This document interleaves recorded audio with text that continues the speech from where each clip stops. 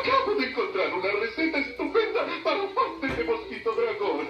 Mosquito dragón, estás a punto de pasar a la historia de la repostería. Serás el relleno perfecto. Yo preferiría saborear un pastel que ser saboreado como un pastel. La receta indica que debe usarse gran cantidad de pimienta. Oye, no hagas eso. Aduh.